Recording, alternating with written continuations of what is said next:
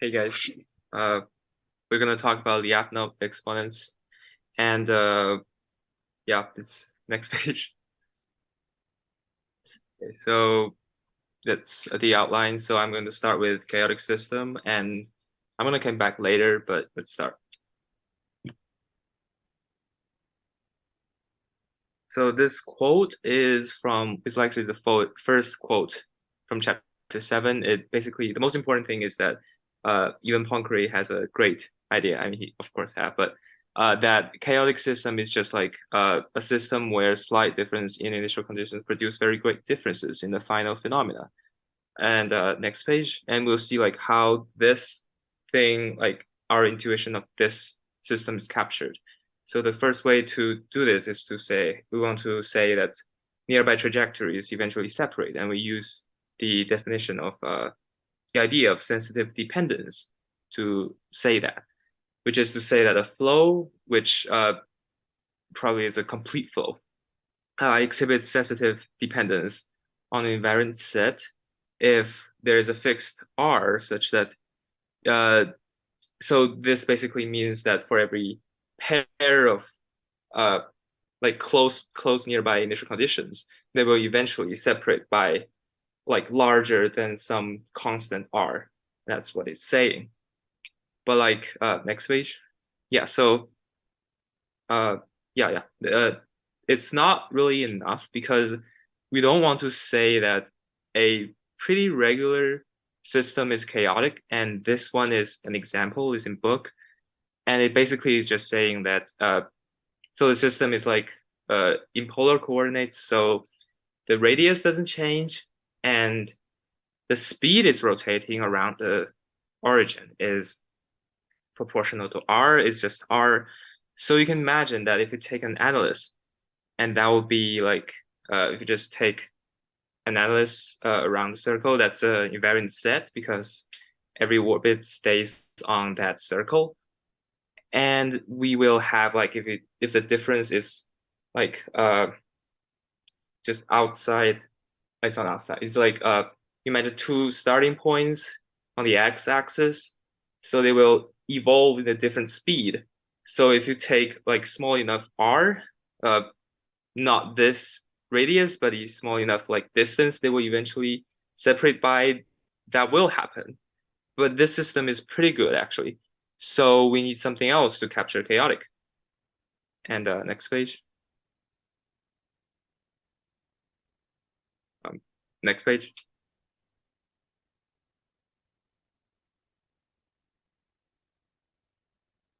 Next page. Can you see me turning? No, no, it's uh, Uh, oh, it's okay, yeah. okay. Yeah, Okay, so we need something else that is transitive. Since transitive is not really important in this talk, but uh, like one thing to notice is that transitive basically means that every two open sets are connected by some orbit, and this theorem says that it has a sufficient and necessary condition that like there is a dense orbit. And that is important because later when we are computing Lyapunov exponents, which we'll explain now, that we sometimes wait, what's happening? I don't know, like they just when we compute that using some methods, we will use the fact that like an orbit is pretty much dense, so we can find some nearby points on the same orbit that's not like just like a little bit time away. That's like some time away, but it's still nearby. Yeah. Basically it helps the Wolf's and Kant's method later. Yeah. Next page. it's turned. Do you see it? No. Okay.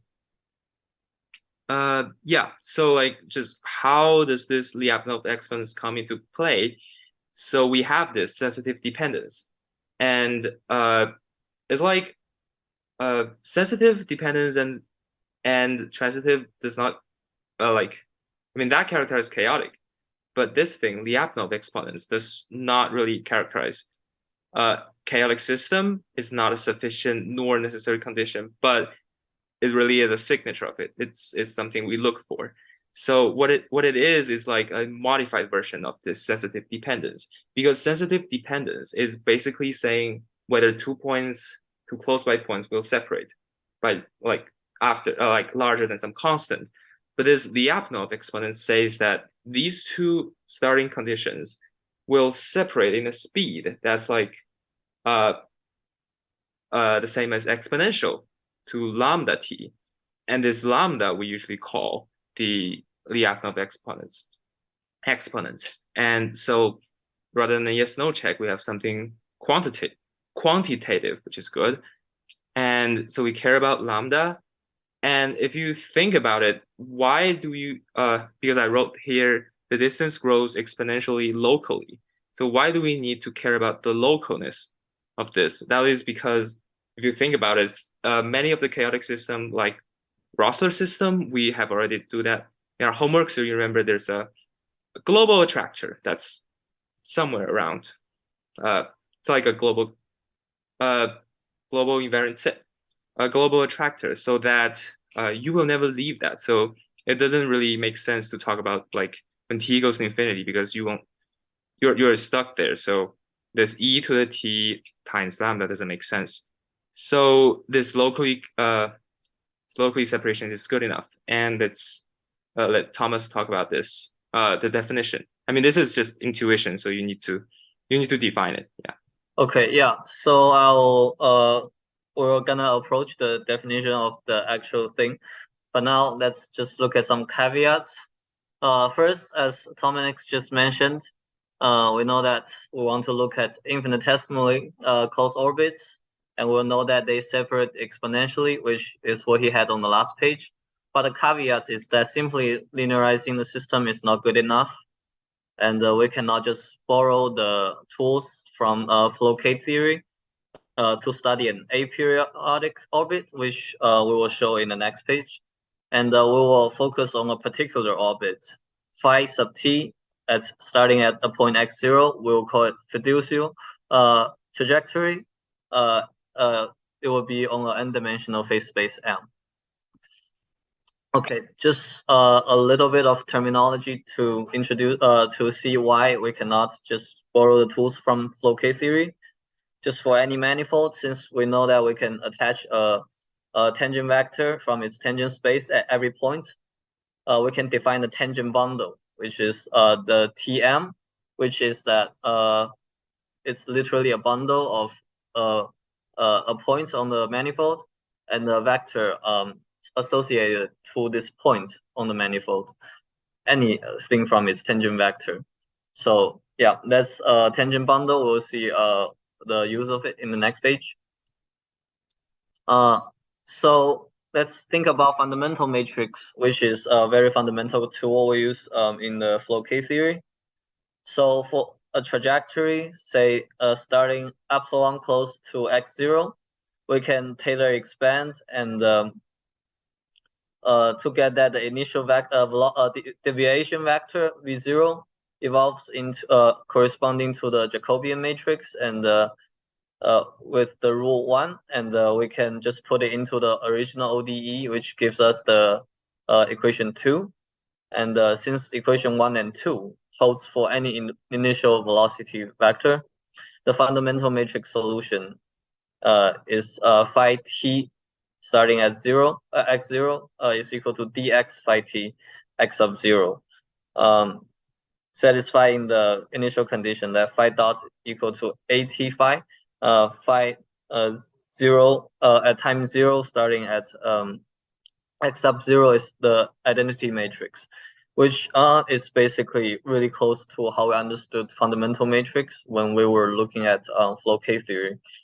So, but the caveat is now that for any vector v, the solution to 2, which just take a quick review, is this v dot equal to atv in the very familiar format. For any vector v, the solution is phi t starting at x0 v. And the fundamental matrix is a linear operator from the tangent space at t0 to the tangent space at phi t x sub 0. And now that we see why flow K theory doesn't work, because if it's a periodic orbit, we will have that phi capital T x0 is equal to the original point. So the fundamental matrix is actually mapping the same tangent space back to itself. So we can therefore we could calculate the flow K multiplier. But if we don't have a periodic orbit or say trajectory, we cannot assume that the two tangent spaces are the same. So it doesn't make sense to write the equation of the form lambda v equals to phi v. So we can now simply just calculate the flow K multiplier, which now introduce us to the tool we want to use, which is Lyapunov spectrum. So we can define Lyapunov spectrum as the set of limit points SP xv. We can notice that it's dependent on both the initial point and the velocity vector you're choosing, and we can define it as any limit point of as j goes to infinity 1 over tj log the absolute value of phi tj xv, which is what we have here. For any sequence, you can that has a limit. It's in the Lyapunov spectrum, which is, as we can notice immediately, it's not a spectrum we see for matrix, but it does have a similarity to that. And this definition makes sense because first we need to know that we can find these limit points. It makes sense because log phi absolute value phi v over t is bounded from above and below in positive time, which is given by the following lemma. It says that if phi tx is the fundamental matrix solution of AT which is bounded, then for any initial vector, velocity vector, there are some constants that bounds it above and below exponentially, which is the same as saying the remark we have above the lemma.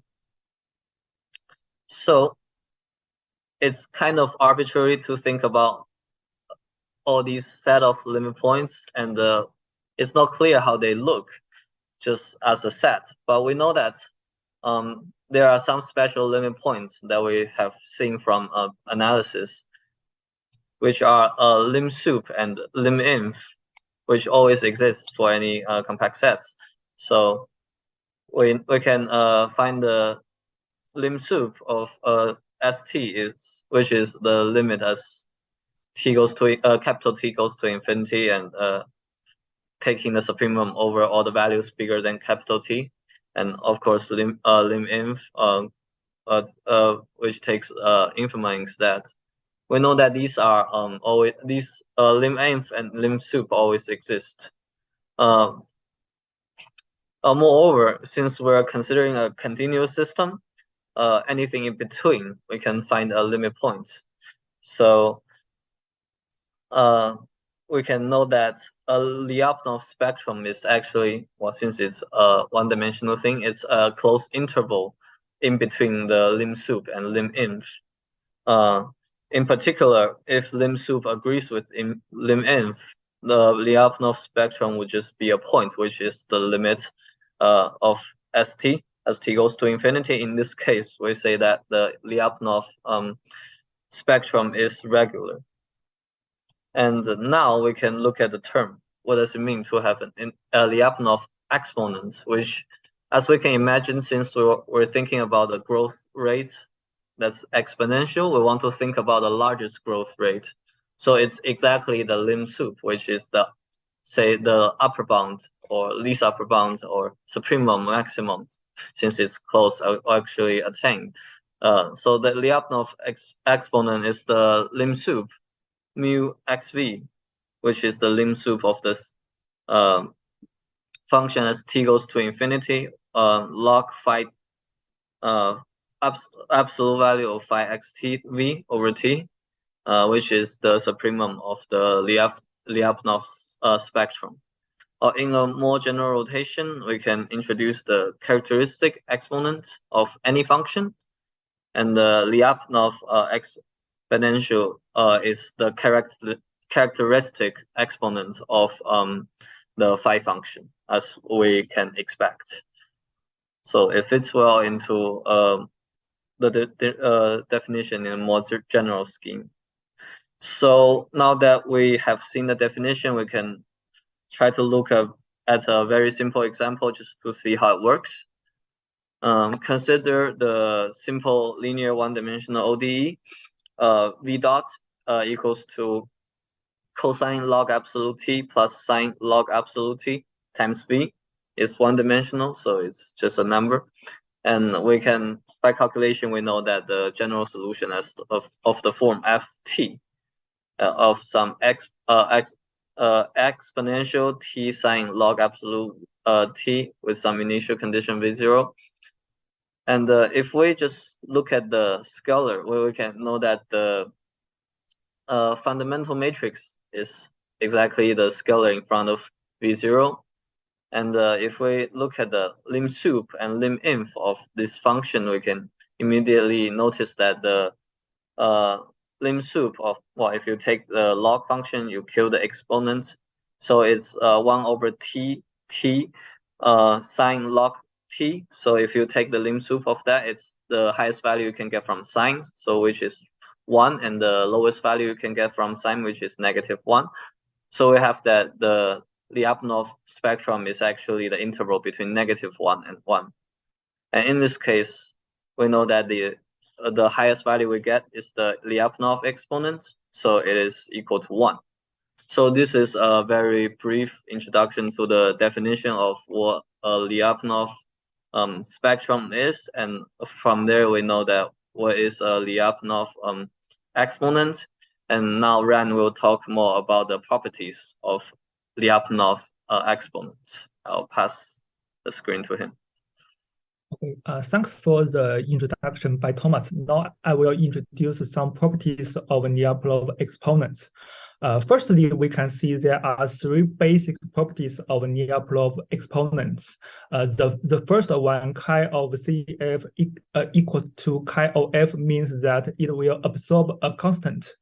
It's quite intuitive because there is a log over t in the Lyapunov exponent, and log c over t will be 0 when t goes to infinity. The second one and the third one are also quite intuitive because they hold by the similar reason if we use the property of a logarithm. Please keep these 3 basic properties in mind, and we will use them later. Now for the lemma 1, that is the Lyapunov exponent is independent of the choice of norm on Rn. It's because of the equivalence of norm, and I will give a brief outline of the proof. Let norm 1 and norm 2 be 2 different vector norms, and mu1, mu2 be their corresponding Lyapunov exponents. We all know that all norms on Rn are equivalent, so there should exist consistent small s and capital S bigger than 0, such that for every vector v, we have small s times norm 1 of v no larger than norm 2 of v no larger than capital S times norm 1 of v. Therefore, we can conclude that chi of small s times norm 1 of phi is no larger than chi of norm 2 of phi. Note that s here is a constant, so by property 1, we can cancel s and get mu1 is no larger than mu2. And by the similar reason, we can get mu2 is also no larger than mu1, and then we can conclude that mu1 is exactly equal to mu2. Now we turn to lemma 2. That is, if phi t of x is a bounded trajectory of a C2 flow phi on an n-dimensional manifold, then it has at most n distinct Lyapunov exponents. We will also give the proof outline. Since phi t of x is bounded and C2, the Jacobian df of phi t is bounded, and thus the limit of the Lyapunov exponent exists for each vector v. Then we suppose, for example, there are 2 different exponents mu1 bigger than mu2 for linearly independent vectors v1 and v2. Since the equation v dot equals to AV is linear, the length of any linear combination V equals to alpha V1 plus beta V2 grows asymptotically at the rate mu1 when alpha is not equals to 0. Since there are n linearly independent vectors in tangent vectors of X, there should be at most n distinct values of mu I. That's what we want.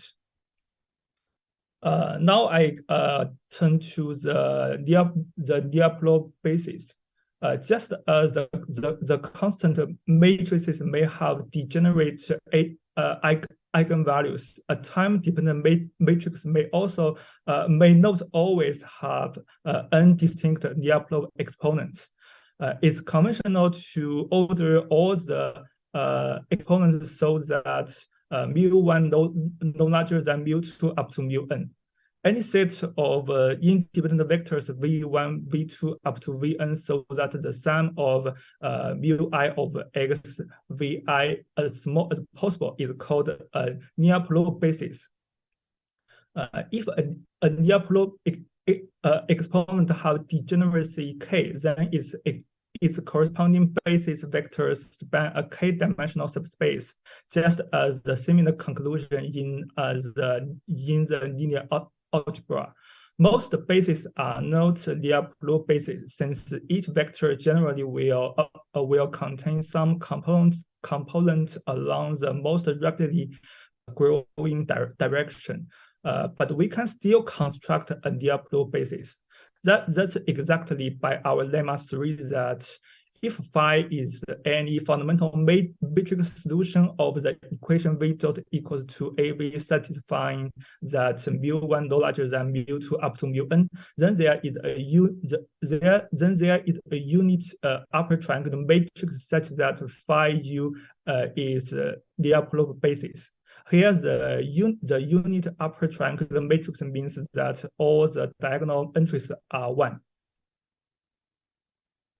Moreover, it's not hard to imagine that an orbit may always have one trivial Lyapunov exponent, and that's given by our lemma 4. If phi t of x0 is a bounded orbit of the flow phi, that is not forward asymptotic to an equilibrium, then it has a 0 Lyapunov exponent.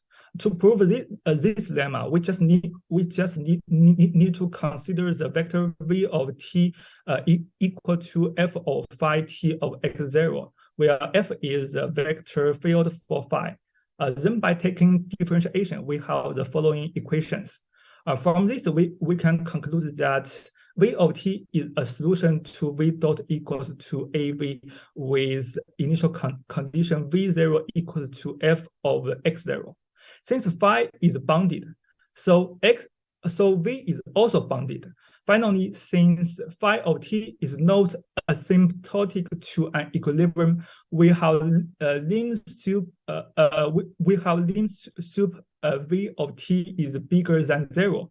Therefore, we can conclude that mu of x 0 v0 equals to 0 as desired. Finally, we turn to our main theorem. That is to say, suppose phi t of x is a bounded orbit of a flow phi, and there is an independent set of vectors with the Lyapunov exponent mu I equals to mu of x vi. Then, if the limit delta exists, we will have delta is no larger than sum of mu I. We also give a brief outline of the proof. Firstly, we need to recall the Abel theorem, and then we use P of t to denote the independent set of vectors, and it equals to phi times P of 0. Then by the definition of delta and the Abel theorem, we can conclude that the delta is exactly the chi of determinant of phi, and it equals to chi of determinant of P of t. By linear algebra, we all know that the determinant of an n times n matrix is the sum of n factorial terms. Each term is a product of n different elements of the matrix from different rows and columns. Then by using the property 2, the property 3, and also the lemma 1, we have chi-of determinant of P of t is no larger than the sum over all the maximum elements, which is exactly the sum of chi of Vi as desired. That's all, and I will hand over the microphone to Chen Jiaheng. Thanks for listening. After exploring some properties of Lyapunov exponent, now our question is that how to compute this quantity numerically. We know that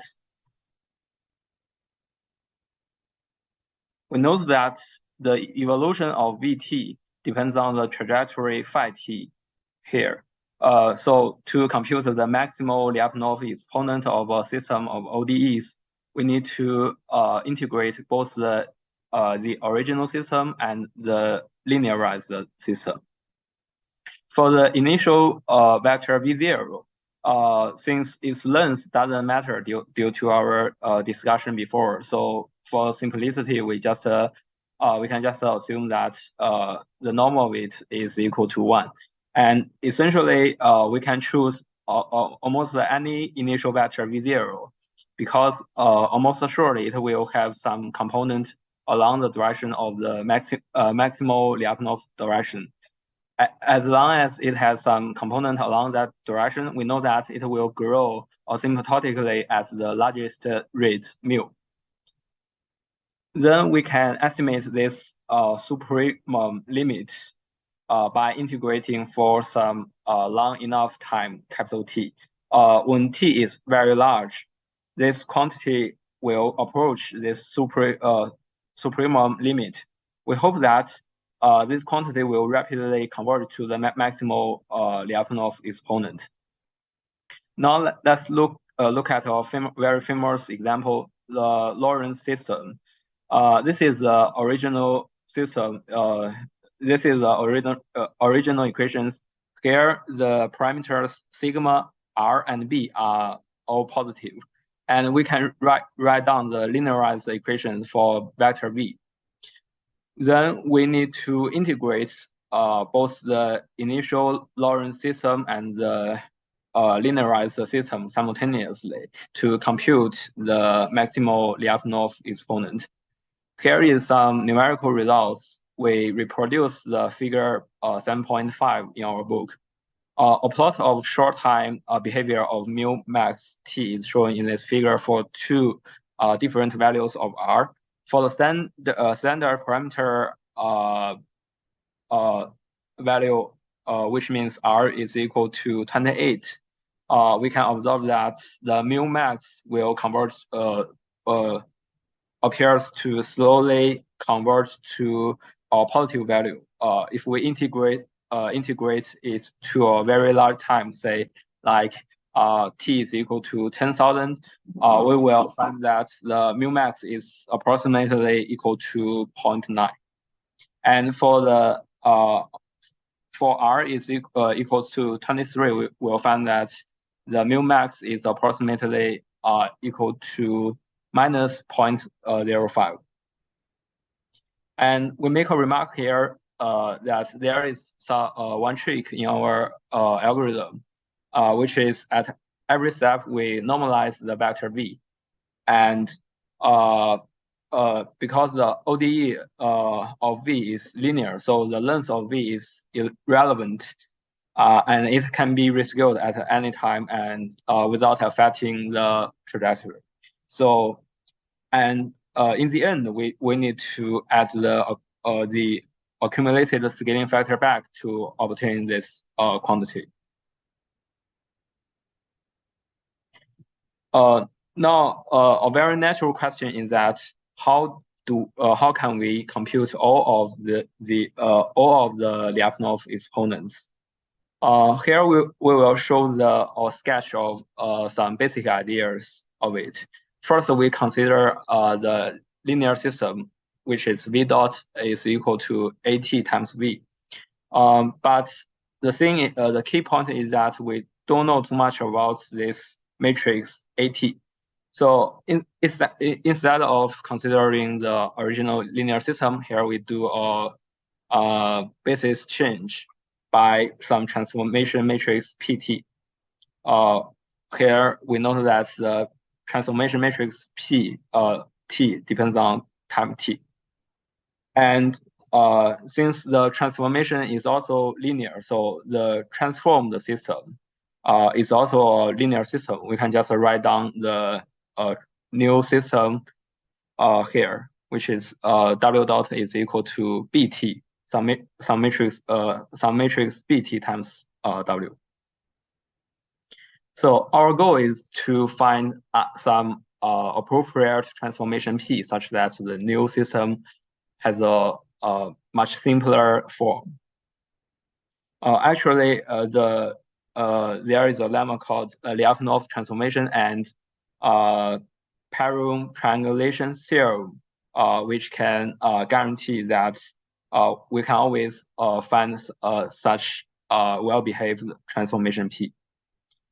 Basically, the Lyapunov transformation said that if P satisfies some regularity condition and the bounded condition, we can claim that the Lyapunov exponents will keep the same under this transformation PT. And the Perron triangulation tells us that we can show that there is always exists some orthogonal transformation such that the BT here is upper triangular. So this is why we call we can find some simpler form of it. And moreover, if we assume that the AT is bounded, then we can claim that the correct characteristic exponents for BT are the same as those of AT. So this lemma and theorem basically give us some guarantee that we can always do some basis change to make the original linear system much simpler. In this case, we just show that here the BT is some upper triangular matrix. And the proof of this Perron triangulation theorem is that the main strategy is that we can consider the QR decomposition of the fundamental matrix phi t. Here the Q is orthogonal matrix and RT is an upper triangular matrix. And if we let YT is equal to QT times W, will give us a new basis satisfying such very nice conditions. And in this way, based on the Perron triangulation, we can obtain another theorem based on which we can devise our algorithm to compute all of the Lyapunov exponents numerically. This theorem tells us that if BT is uniformly bounded and upper triangular matrix, and some limits exist, then we can claim that the new system has a regular Lyapunov spectrum with exponents mu I. And this formula will give us the explicit formula of mu I, which can inspire us to design some algorithm to try to compute it numerically. So basically, the mu I is equal to the limit of time average of the diagonal entry in the upper triangular matrix. Recall that this upper triangular matrix is just what we have done in previous page by QR decomposition. Okay, so we also we should also make a remark here that the QR procedure can be turned into an very effective computational strategy.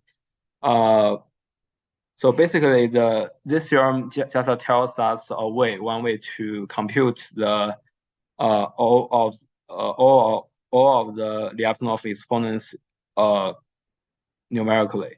But based on this theorem, we can develop a lot of other algorithms which has more nice properties, such as more stable or more robust, and reduce the computational error and the lower computational cost. Now, Tomonix will talk about some other algorithms to compute the Lyapunov exponent. Okay, so like as Jiaheng has said, it's like there's a effective algorithms to compute all those things, but like really it's hard. Let's just admit it. It's hard to compute all the Lyapunov spectrums, and like if you think about it, it's like really easy to compute the largest Lyapunov exponents, and that's sometimes what we care about.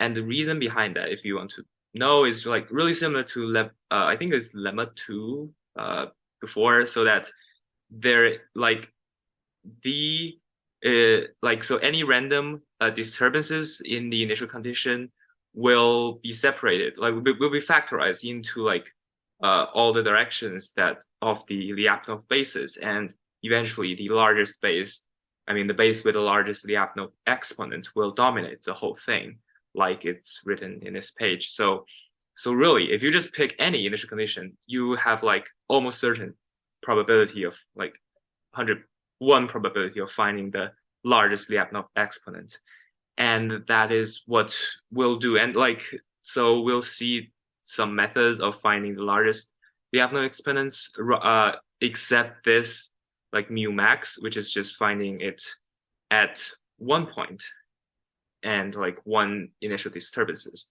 So next page. Yeah, this is Wolf's method. So this is due to Professor Liz Bradley's from University of Colorado, her video and her notes. I learned all these from her materials. So this is just like how people do things in a practical way. So so if you see it, we are basically just doing the same thing, but we're doing it a lot of times. So like we start with at this L0, and we evolve this 2 points. And there's some trick of finding the like closest point, but that's like I'll tell it later. So the thing is, we evolve it, and until their distance like grow beyond some tolerance, so epsilon, and we just say, okay, that's enough, and we'll find like we'll start with the ending point and do a new one, and then we just do the average. That's like I guess that produces a lot stable and like correct result. And so in practice, remember we are actually studying the system, and if you're not like doing some weird thing, you're actually thinking about a chaotic system. And a chaotic system is like if you take one orbit of it, it will basically, by transitivity, it's probably dense, so it will be everywhere. So that means it will eventually came back to your initial condition after some time.